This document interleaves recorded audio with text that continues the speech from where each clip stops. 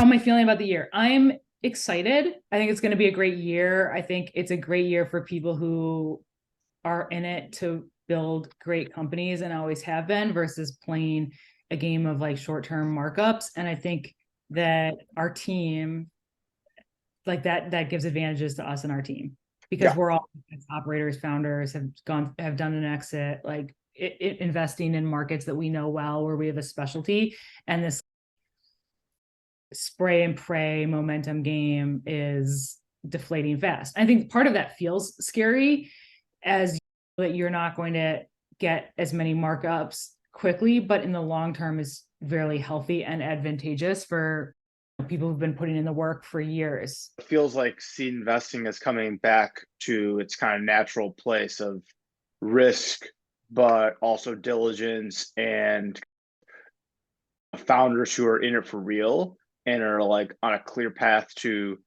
product market fit and creating value and going after meaningful markets. To that point, the other thing that'll differentiate is people who are starting venture capital backed businesses versus people who are just starting businesses. Nothing wrong with a business that doesn't need to raise venture capital. Correct. Yeah. In fact, that's even better. But now we can just be realistic about the fact that the financing and the terms are different for that sort of business. So much obviously to say about the broader economy, and 22 was a reset and potentially a transition to a new normal, and like lots of commentary about like how to position yourself and what mindset to have with the broader economy. But I think the rules for early stage venture capital and startups is pretty straightforward. It's build good businesses that you understand. Yeah, where you have an edge. Yeah. And that sales and distribution are important, and maybe even more important than product. Like you can have a business, if you can sell a product, you can have a business that has advantage on the sales side. An amazing product with no sales isn't a business. That's right. And that's the Web3 reckoning for many people, is that there's no sales. So what's going to happen to Web3 this year?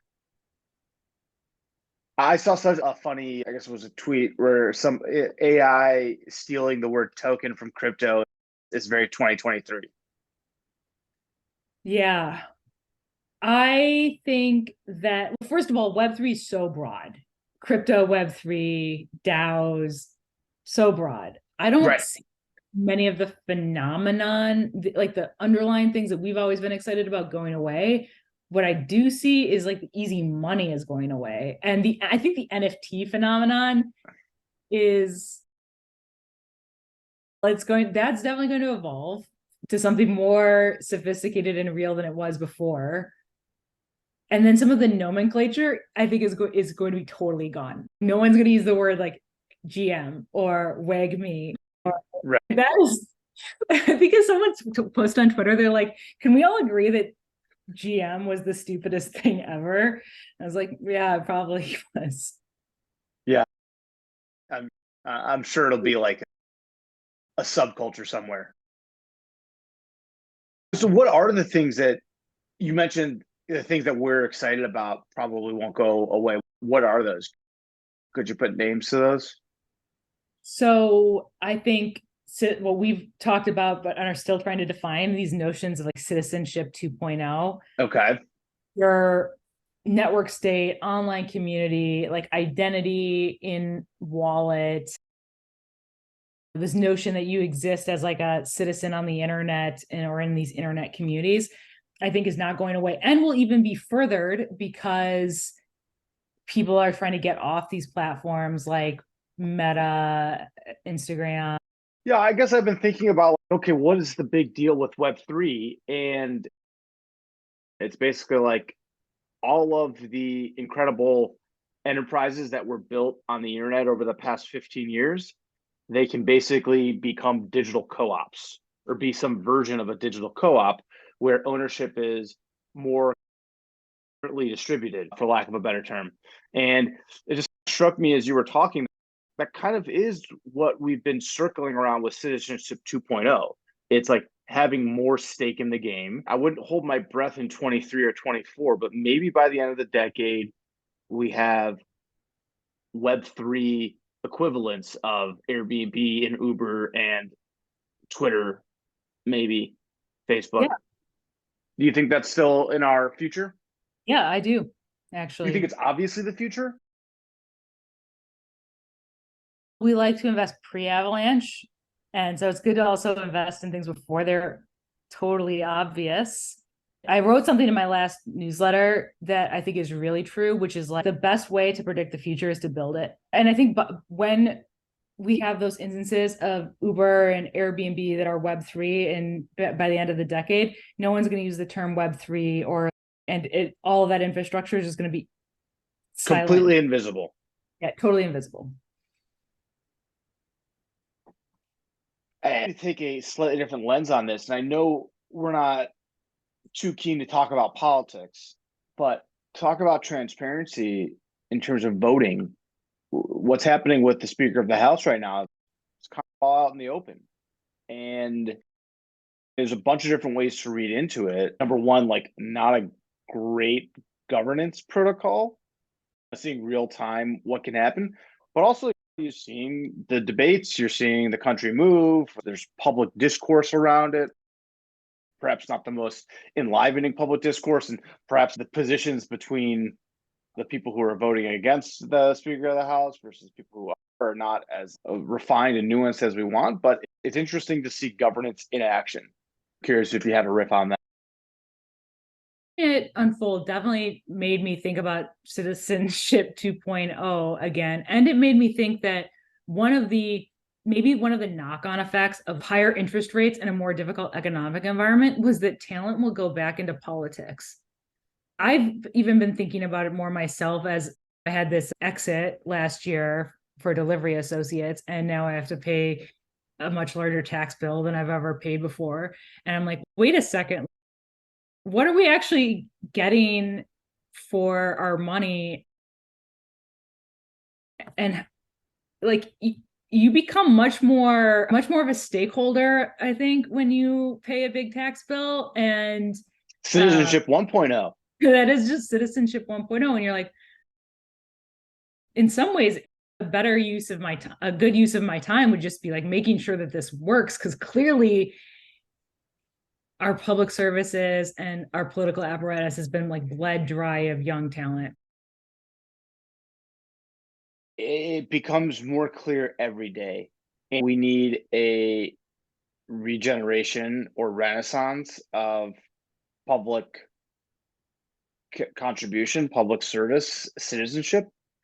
So maybe it's time we write that Citizenship 2.0 post, but I'm sure it's a job for venture capital. Yeah, it might not be, but I think that's actually what the opportunity is. If the venture capital industry probably should shrink, right? And not everything is venture. And maybe that is also part of this reckoning of higher interest rates, is like, it's not venture capital, and that's okay. In the roundup of the best articles of the year, I came across this article from Tablet Mag called "The Real Left versus Right Debate," or "Left Wing versus Right Wing Debate."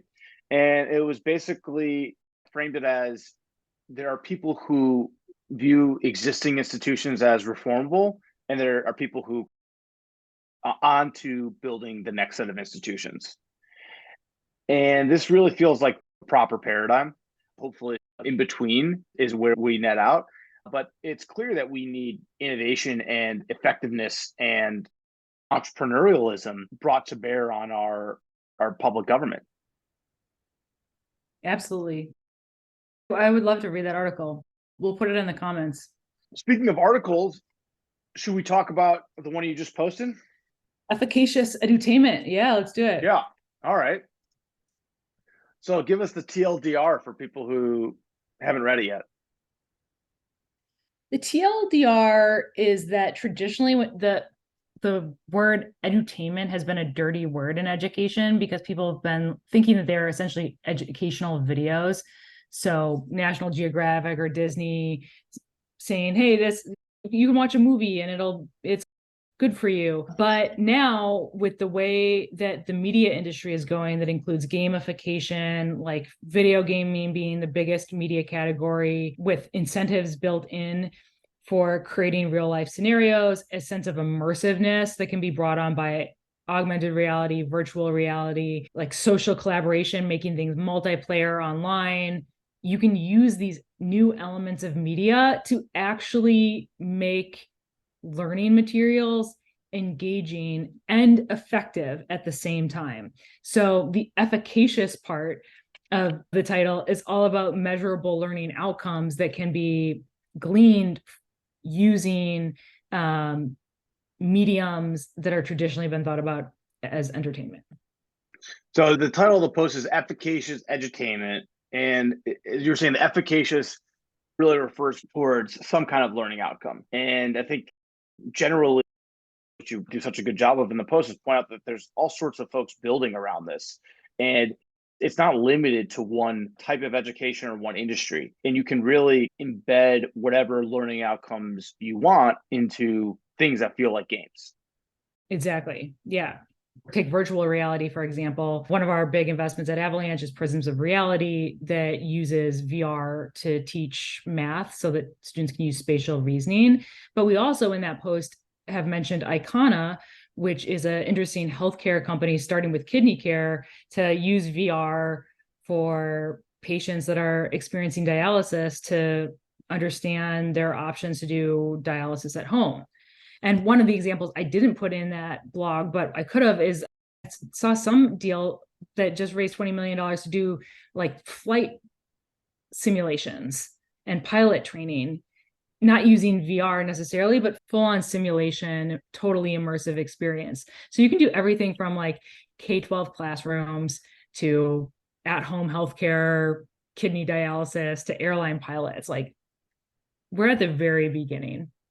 We're at the very beginning of all these things. Yeah. So the second word, edutainment, is basically saying make education more engaging, more entertaining. I think one of the things that's implied in 2023 is that these things are going to run on digital rails, software rails. And so you're going to be collecting all sorts of interesting information. And it doesn't necessarily need to pivot into ads, it can pivot into better learning experiences. Yeah. And part of it is like comparing what we can do with edutainment to this sort of sage on stage teacher in front of the class explaining some concept, which we all know is not that efficacious. At least not for this information era. Definitely not for this information era. Okay, that was a great post. It's been getting some good feedback on the internet.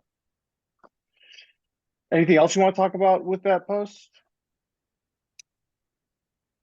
If I was going to be slightly critical of myself, I would say we have like quite extensive risks to the vision of efficacious edutainment section that includes a laundry list of risks that are not particularly well structured. And one of the things I could pull out of that is there are many different business models of efficacious edutainment. Like one of them looks more like media and gaming and a hits driven, like direct to consumer play. And then others look more like B2B, selling to flight schools or selling to schools, like a set of curriculum. And you can operate that top down. You could also do like a product led growth strategy. And I don't think that's necessarily a risk. It's just something that, like, I think founders that come to us building an efficacious edutainment company need to think very critically about which strategy they employ and what kind of company they're trying to. In venture capital, making a laundry list of risks is almost like redundant because it's a risky business. But I think it's valuable to entrepreneurs and to us to kind of be precise about what we think the risks are right now. And the best founders and teams are going to be able to say, yeah, those are good. Those are good things to be thinking about. We've thought about them. Here's how we're going to mitigate those risks. And here's some other ones that you haven't thought about, but we've come across based on our journey to date. Yeah. So you sent out the LP letter yesterday. Yes. It was a letter to review where we've been, what we accomplished in 2022, what we saw, and then what we're talking to founders about in 2023. The headline of what we're talking to founders about, to come back to the beginning of this conversation, is about building great businesses. And the 2 points up front that I think are important is that talent is paramount and team dynamics are critical, and is an age-old thing. It's generic in many ways, but I think that in crunches and as things get more mature, as relationships and people are stress tested, people decide what they're going to do. Are they going to stay? Are they going to double down and work and lead on this? Or are they, maybe this isn't for them? And so I think that, especially at the most early stages, like who is on the founding team and what they're signed up to do is the most critical thing. And so it's worth getting that right. And having the hard conversations early can save a company, and delaying them doesn't do anyone any favors. So I think that would be something that I think we were already talking to founders about, that we'll talk to more about, is be like, if you feel like this isn't for you, or you feel like your co-founder doesn't think it's fully for them, like it's okay. Like that, this is part of the natural process, but let's have a conversation about it and problem solve in a really productive way. And I've actually been, I wouldn't say like surprised, but I've seen some great examples of this in our portfolio of people who've handled these transitions in a really mature, thoughtful, and smart way that gives me a lot of confidence about the way they're managing the company going forward. Yeah, it seems like the theme there is have the hard conversation. Reminds me of Ben Horowitz's book, The Hard Thing About Hard Things. And there's more evidence by the day. You need to have the hard conversations. I think Amazon just cut something like 30,000 jobs, or maybe combined with Google. And so these are really well-positioned companies, and they're just preparing for the road ahead. And they're having hard conversations. And so if they're having hard conversations, you and your startup that doesn't have product market fit needs to be having really hard conversations. Yes. Our last bullet kind of fits with the first, which is about managing an artful exit when necessary. To the extent that if things aren't going to work, that's also a tough conversation to have early and to put on the table, and not going into it with any assumptions about how it may or may not turn out, but at least begin to think through the process of like, how many months would you need to do right by employees, staff, investors, so that people can walk away feeling like you took a good shot, but it didn't pan out the way. And I would just add that founders need to be just aware of what the options are, or should be at least cultivating their options. It doesn't cost you really anything to just dip your toe into the water of very small cap M&A. Yeah. And I think we'll see some companies become more lifestyle, like look like lifestyle businesses or like non-venture businesses. And I think that's fine, because you can also survive 2 years of tight capital markets and then decide that you're in a position to maybe go big and raise a venture round after that. I guess cockroach mode is another way of putting it, like where it really just becomes, how long do the founders, can they support themselves and continue to build the business? Become unkillable.